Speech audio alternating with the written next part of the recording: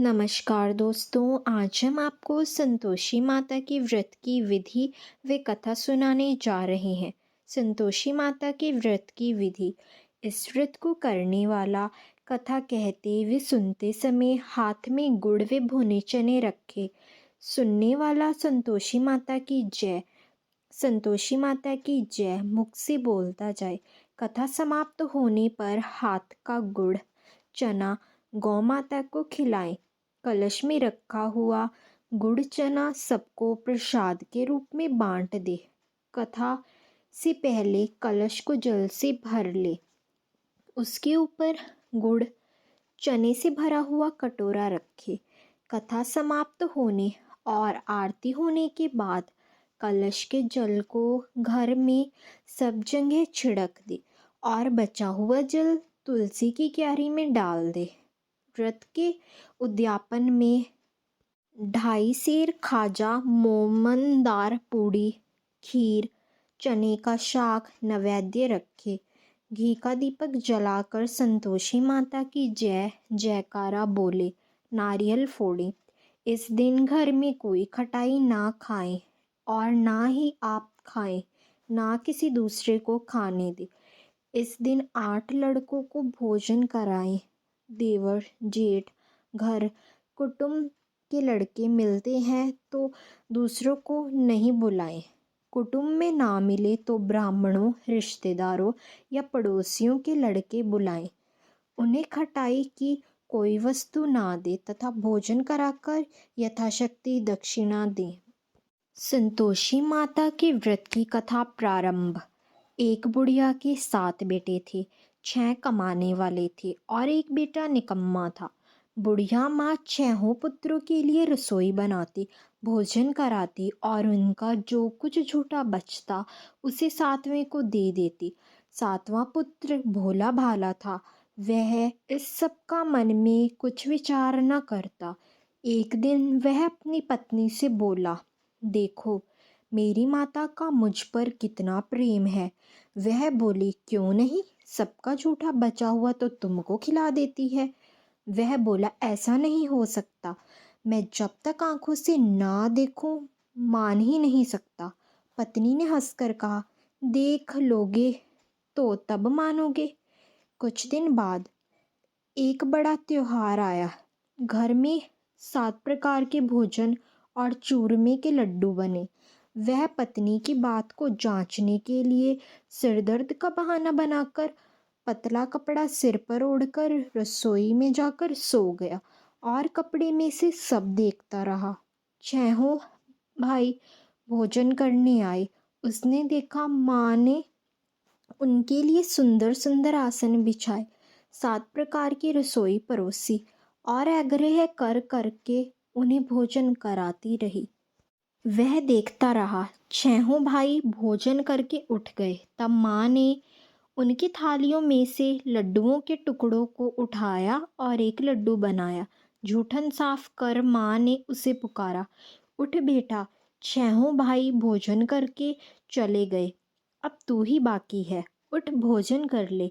उसने कहा, माँ मुझे भोजन नहीं करना, मैं परदेश जा रहा हूँ। माता ने कहा, कल जाना हो तो आज ही जा। वह बोला, हाँ हाँ जा रहा हूँ। यह कहकर वह घर से निकल गया। चलते समय उसे पत्नी की याद आई। वह गौशाला में कंडे थाप रही थी। वहाँ जाकर वह बोला, मेरे पास तो कुछ नहीं है, यह अंगूठी है सो ले लो और अपनी कोई निशानी मुझे दे दो। वह बोली, मेरे पास क्या है, यह गोबर भरा हाथ है। यह कहकर पत्नी ने उसकी पीठ पर गोबर के हाथ की थाप मार दी। वह चला गया। चलते चलते दूर देश में पहुंचा। वहाँ एक साहूकार की दुकान थी। वहाँ जाकर बोला, सेठ जी मुझे नौकरी पर रख लो। साहूकार को नौकर की सख्त ज़रूरत थी। साहूकार ने कहा, काम देखकर तनख्वाह मिलेगी। उसने कहा, सेठ जी जैसा आप ठीक समझो। उसे साहूकार के यहाँ नौकरी मिल गई। वह प्रांत 7 बजे से रात्रि के 12 बजे तक काम करने लगा। कुछ दिन में दुकान का लेन देन, हिसाब किताब, ग्राहकों को माल बेचना, सारा काम करने लगा। साहूकार के 7 से 8 नौकर थे। वे सब चक्कर खाने लगे, यह तो बहुत होशियार बन रहा है। सेठ ने भी उसका काम देखा और 3 महीने में ही उसे मुनाफे में साझेदार बना लिया। परिश्रम करते करते 12 वर्ष में ही वह नगर का नामी सेठ बन गया और सेठ अपना सारा कारोबार उस पर छोड़कर बाहर चला गया। इधर उसकी पत्नी पर क्या बीती वह सुनो। सास ससुर उसे दुख देने लगे, सारी गृहस्थी का काम करवाकर उसे लकड़ी लेने जंगल में भेजते। इसी बीच घर की रोटियों के आटे से जो भूसी निकलती उसकी रोटी बनाकर रख दी जाती और फूटे नारियल की नरेली में पानी दिया जाता। इस तरह दिन बीतते रहे। एक दिन वह जंगल में लकड़ी लेने जा रही थी कि रास्ते में बहुत सी स्त्रियां संतोषी माता का व्रत करती दिखाई दी। वह वहां खड़ी होकर पूछने लगी, बहनों, यह तुम किस देवता का व्रत करती हो और इसके करने से इसका क्या फल प्राप्त होता है? इस व्रत के करने की क्या विधि है? यदि तुम अपने इस व्रत का विधान मुझे समझाकर कहोगी तो मैं भी तुम्हारा बड़ा एहसान मानूंगी। उनमें से एक स्त्री बोली, सुनो, यह संतोषी माता का व्रत है। इसके करने से निर्धनता, दरिद्रता का नाश होता है और लक्ष्मी आती है। मन की चिंताएं दूर होती है। घर में सुख होने से मन को प्रसन्नता और शांति मिलती है। निपुति को पुत्र मिलता है। प्रियतम बाहर गया हो तो शीघ्र लौट आता है। कुंवारी कन्या को मनपसंद वर मिलता है। राजद्वार में बहुत दिनों से मुकदमा चलता हो तो खत्म हो जाता है। कलह कलेश की निवृत्ति हो, सुख शांति हो, घर में धन जमा हो, धन जायदाद का लाभ होता है तथा मन में जो कुछ भी कामना हो संतोषी माता की कृपा से पूरी हो जाती है। इसमें कोई संदेह करने जैसी बात नहीं है। वह पूछने लगी, यह व्रत कैसे किया जाता है, यह भी बताओ तो बड़ी कृपा होगी। वह स्त्री कहने लगी, बिना परेशानी, श्रद्धा और प्रेम से जितने भी बन सके प्रसाद लेना।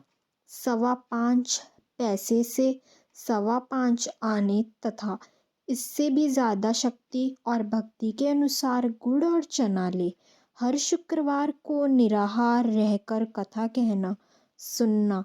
इसके बीच कर्म टूटने नहीं। लगातार नियम का पालन करना। सुनने वाला कोई ना मिले तो घी का दीपक जलाकर उसके आगे जल का पात्र को रखकर कथा कहना, परंतु नियम ना टूटे। जब तक कार्य सिद्ध ना हो नियम का पालन करना और कार्य सिद्ध हो जाने पर व्रत का उद्यापन करो। 3 मास में माता पूरा फल प्रदान करती है। यदि किसी के खोटे ग्रह हो तो भी माता 1 वर्ष में अवश्य सिद्ध करती है। कार्य सिद्ध होने पर ही उद्यापन करना चाहिए, बीच में नहीं। उद्यापन में 2.5 सेर आटे का खाजा तथा इसी अनुसार खीर तथा चने का साग बनाना, 8 बच्चों को भोजन कराना। जहाँ तक मिले देवर, जेठ, भाई, बंधु, कुटुंब के लड़के लेना। ना मिले तो रिश्तेदार और पड़ोसियों के लड़के बुलाना, उन्हें भोजन करा यथाशक्ति दक्षिणा देना। माता का नियम पूरा करना। उस दिन घर में कोई खटाई ना खाए। यह सुन वह वहाँ से चल दी। रास्ते में लकड़ी के बोझ को बेच दिया और उन पैसों से गुड़ चना लेकर माता के व्रत की तैयारी कर आगे चली। सामने एक मंदिर देख लोगों से पूछने लगी, यह मंदिर किसका है? सब कहने लगे, यह संतोषी माता का मंदिर है। यह सुन वह माता के मंदिर में जा माता के चरणों में लौटने लगी, विनती करने लगी, माँ मैं दीन हूँ, निपट मूर्ख हूँ, व्रत के नियम कुछ नहीं जानती। मैं बहुत दुखी हूँ। हे जगत जननी माता, मेरे दुखों को दूर कर। मैं तेरी शरण में हूँ। माता को दया आई। एक शुक्रवार बीता कि दूसरे शुक्रवार को ही उसके पति का पत्र आया और तीसरे शुक्रवार को उसका भेजा हुआ पैसा आ पहुंचा। यह देखकर जेठानी मुंह सिकोड़ने लगी। इतनी दिनों बाद इतना पैसा आया, इसमें क्या बढ़ावा है। लड़के ताने देने लगे। काकी के पास अब पत्र आने लगे हैं, रुपया आने लगा है। अब तो काकी की खातिर बढ़ेगी। अब तो काकी बुलाने से भी नहीं बोलेगी। बेचारी सरलता से कहती, भैया पत्र आए हैं, रुपया आया है तो हम सबके लिए अच्छा है। ऐसा कहकर आंखों में आंसू भरकर संतोषी माता के मंदिर में जाकर मातेश्वरी के चरणों में गिरकर रोने लगी। माँ, मैंने तुमसे पैसा नहीं मांगा। मुझे पैसे से क्या काम। मुझे तो अपने सुहाग से काम है। मैं तो अपने स्वामी के दर्शन और सेवा मांगती हूँ। तब माता ने प्रसन्न होकर कहा, जा बेटी, तेरा स्वामी जल्दी ही आएगा। यह सुन खुशी से बावली हो वह घर आकर काम करने लगी। संतोषी माँ विचार करने लगी, इस भोली पुत्री से मैंने कह तो दिया है कि तेरा पति शीघ्र आएगा, पर आएगा कहाँ से। वह तो इसे स्वप्न में भी याद नहीं करता।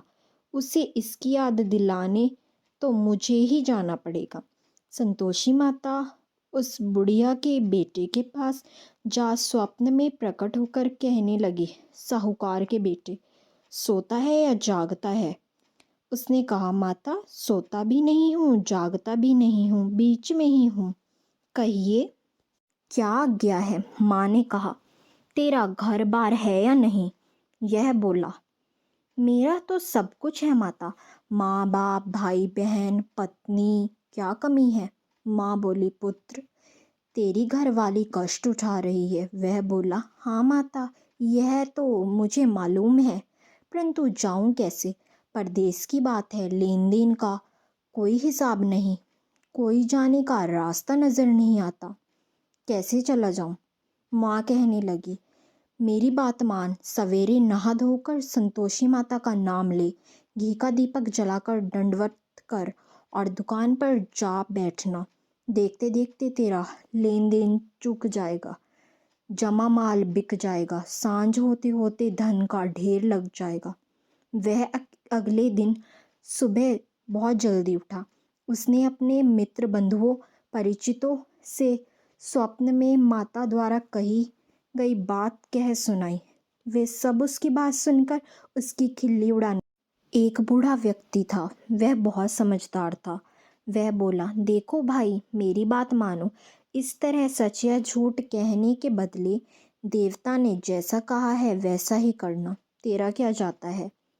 बूढ़े की बात मानकर नहा धोकर उसने संतोषी माता को प्रणाम किया, फिर घी का दीपक जलाकर दुकान में जा बैठा। थोड़ी ही देर में उसने देखा कि देने वाले रुपए लाए, लेने वाले हिसाब लाए। कोठी में भरे सामान के खरीदार नगद दाम में सौदा करने लगे। शाम तक धन का ढेर लग गया। वह चमत्कृत हुआ। मन में संतोषी माता का नाम लेकर प्रसन्न हो घर जाने के वास्ते गहना, कपड़ा व सामान खरीदने लगा। सब काम से निपट अपने घर को रवाना हुआ। यहाँ उसकी पत्नी बेचारी जंगल में लकड़ी लेने गई। लौटते वक्त थक जाने के कारण संतोषी माता के मंदिर में विश्राम करने बैठ गई। यह तो उसका रोज रुकने का स्थान था। दूर धूल उड़ती देख उसने माता से पूछा, हे माता, यह धूल कैसी उड़ रही है। माँ ने कहा, हे पुत्री, तेरा पति आ रहा है। अब तू ऐसा कर, लकड़ियों के 3 बोझ बना। एक नदी के किनारे लकड़ियों के 3 बोझ बना, एक नदी के किनारे रख, दूसरा मेरे मंदिर पर और तीसरा अपने सिर पर रख। तेरे पति को लकड़ी का गट्ठा देखकर मोह पैदा होगा, वह वहाँ रुकेगा, नाश्ता पानी बनाकर खाकर माँ से मिलने जाएगा। तू लकड़ी का बोझ उठाकर जाना और बीच चौक में गट्ठा डालकर 3 आवाज़ें ज़ोर से लगाना। लो सासू जी लकड़ियों का गट्ठा लो, भूसी की रोटी दो, नारियल के खोपरे में पानी दो, आज कौन मेहमान आया है। संतोषी माता की बात सुनकर वह बहुत अच्छा माता जी कहकर प्रसन्न मन से लकड़ियों के 3 गट्ठे बना लाई। एक नदी के तट पर, दूसरा माता के मंदिर पर रखा। इतने में ही वह मुसाफिर वहाँ आ पहुँचा। सूखी लकड़ी देख उसकी इच्छा हुई कि अब यहीं विश्राम करे और भोजन बना खा पीकर गांव चले। इस प्रकार भोजन कर विश्राम कर वह अपने गांव में आ गया। उसी समय बहू के सिर पर लकड़ी का गट्ठा लिए आई। उसने गट्ठा आंगन में डाला, जोर से 3 आवाज़ें दी। लो सासू जी लकड़ी का गट्ठा लो, भूसी की रोटी दो, नारियल के खेपरे में पानी दो, आज कौन मेहमान आया है। यह कहकर उसकी सास ने अपने दिए हुए कष्टों को भुलाने हेतु कहा, बहू तू ऐसा क्यों कहती है, तेरा मालिक ही तो आया है। बैठ, मीठा भात खाकर कपड़े गहने पहन। पत्नी की आवाज़ सुनकर उसका स्वामी बाहर आया और उसके हाथ में पहनी अंगूठी को देख व्याकुल हो गया। वह अपनी माँ से पूछता, माँ यह कौन है। माँ कहती, बेटा तेरी पत्नी है, आज 12 वर्ष हो गए हैं। जब से तू गया है तब से सारे गांव में जानवर की तरह भटकती फिरती है, काम काज घर का कुछ नहीं करती, 4 समय आकर खा जाती है। अब तुझे देखकर भूसी की रोटी और नारियल के खोपरे में पानी मांगती है। वह लज्जित होकर बोला, ठीक है माँ, मैंने इसे भी देखा है और तुम्हें भी। अब मुझे दूसरे घर की चाबी दो, मैं उसमें रहूँगा। ठीक है बेटा, जैसी तेरी मर्जी, कहकर माँ ने ताली का गुच्छा बेटे के सामने रख दिया। उसने दूसरे घर को खोलकर सारा सामान जमाया। एक ही दिन में वहाँ राजा के महल जैसे ठाट बाट बन गए। अब क्या था, वह सुख भोगने लगी। अगला शुक्रवार आया तो पत्नी ने अपने पति से कहा, मुझे संतोषी माता के व्रत का उद्यापन करना है। उसका पति बोला, बहुत अच्छा, खुशी से कर ले। वह उद्यापन की तैयारी में लगी। जेठ के लड़कों को भोजन के लिए कहने गई। उन्होंने मंजूर किया, परंतु पीछे से जेठानी ने अपने बच्चों को सिखाया, देखो रे, भोजन के समय सब लोग खटाई मांगना, जिससे इसका उद्यापन पूरा ना हो। लड़कों ने भोजन करने जब वह आए, खीर पेट भरकर खाई, परंतु बात याद आते ही कहने लगे, हमें कुछ खटाई खाने को दो, खीर खाना हमें भाता नहीं। यह देखकर अरुचि होती है, भोजन कर। लड़के उठ खड़े हुए, बोले, पैसे लाओ। भोली बहू कुछ नहीं जानती थी, उसने उन्हें पैसे दे दिए। लड़कों ने बाजार जाकर उन पैसों से इमली खरीदी और खाई। यह देखकर बहू पर माताजी ने कोप किया। राजा के दूत उसके पति को पकड़कर ले गए। जेठ जेठानी मनमाने खोटे वचन कहने लगे। लूट लूट कर धन इकट्ठा कर लिया था, सो राजा के दूतों ने उसे पकड़कर ले गए हैं। अब सब मालूम हो जाएगा जब जेल की रोटी खाएंगे। बहू से यह वचन सहन नहीं हुए।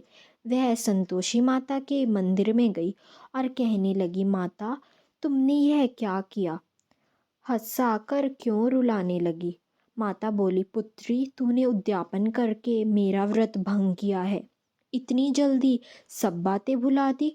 वह कहने लगी, माता भूली तो नहीं हूँ, ना कुछ अपराध किया है, मुझे तो लड़कों ने भूल में डाल दिया, मैंने भूल से उन्हें पैसे दे दिए, मुझे क्षमा करो माँ। माँ बोली, ऐसी भी कहीं भूल होती है। वह बोली, माँ अब भूल नहीं होगी। अब बताओ मेरे पति कैसे आएंगे? माँ बोली, पुत्री जा, तेरा पति तुझे रास्ते में ही आता मिलेगा। वह मंदिर से निकलकर बाहर आई तो रास्ते में उसे अपना पति आता हुआ मिला। उसने पूछा, तुम कहाँ गए थे? वह कहने लगा, इतना धन जो कमाया है उसका कर राजा ने मांगा था, वह भरने गया था। वह प्रसन्न होकर बोली, भला हुआ, अब घर चलो। फिर अगला शुक्रवार आया। वह बोली, मुझे माता का उद्यापन करना है। पति ने कहा, ठीक है, करो। वह फिर जेठ के लड़कों से भोजन को कहने गई। जेठानी ने उसे एक दो बात सुनाई और लड़कों को सिखा दिया कि तुम पहले ही खटाई मांगना। लड़के भोजन करने बैठे, परंतु भोजन करने से पहले ही कहने लगे, हमें खीर पूरी नहीं भाती जी, बिगाड़ती है, कुछ खटाई खाने को दो। बहू बोली, खटाई खाने को नहीं मिलेगी, खाना हो तो खाओ। उनके उठकर चले जाने पर उसने ब्राह्मणों के लड़कों को बुलाकर भोजन करवाया। दक्षिणा की जगह एक एक फल उन्हें दिया। इससे संतोषी माता प्रसन्न हो गई। माता की कृपा से 9 माह बाद उसको चंद्रमा के समान एक सुंदर पुत्र प्राप्त हुआ। पुत्र को लेकर वह प्रतिदिन संतोषी माता के मंदिर जाने लगी। माँ ने सोचा कि रोज आती है, आज इसका आसरा देखो तो सही। यह विचार कर माता ने भयानक रूप बनाया। गुड़ और चने से सना मुख, ऊपर से सूंड के समान होठ, उस पर मक्खियां भिन भिना रही थी। दहलीज में पैर रखते ही उसकी सास चिल्लाई, देखो री, कोई चुड़ैल डंकिनी चली आ रही है, लड़को इसे भगाओ नहीं तो सबको खा जाएगी। लड़के डरने लगे, चिल्लाकर खिड़की बंद करने लगे। बहू रोशनदान से देख रही थी, प्रसन्नता से पागल होकर चिल्लाने लगी, आज मेरी माता मेरे घर आई है। यह कहकर दूध पीते बच्चे को गोद से उतार दिया। इस पर उसकी सास क्रोध से भरकर बोली, मरी रांड, इसे देखकर कैसी उतावली हुई जो बच्चे को पटक दिया। इतने में माँ ने प्रताप से जहाँ देखो वहाँ लड़के नजर आने लगे। बहू बोली, माँ जी, मैं जिनका व्रत करती हूँ यह वही संतोषी माता है। इतना कह उसने झट से घर के सारे किवाड़ खोल दिए। सबने माता के चरण पकड़ लिए और विनती करने लगे, हे माता, हम मूर्ख हैं, अज्ञानी हैं, तुम्हारे व्रत की विधि हम नहीं जानते, तुम्हारा व्रत भंग कर हमने बड़ा अपराध किया है। हे माता, आप हमारे अपराधों को क्षमा करो। इस प्रकार बार बार कहने पर संतोषी माता प्रसन्न हुई। इसके बाद उसकी सास कहने लगी, हे संतोषी माता, आपने बहू को जैसा फल दिया है वैसा सबको देना। जो यह कथा सुने या पढ़े उसका मनोरथ पूर्ण हो। बोलो संतोषी माता की जय। दोस्तों, अगर आपको ये वीडियो पसंद आई हो तो please like the video and subscribe the channel. जय माँ संतोषी।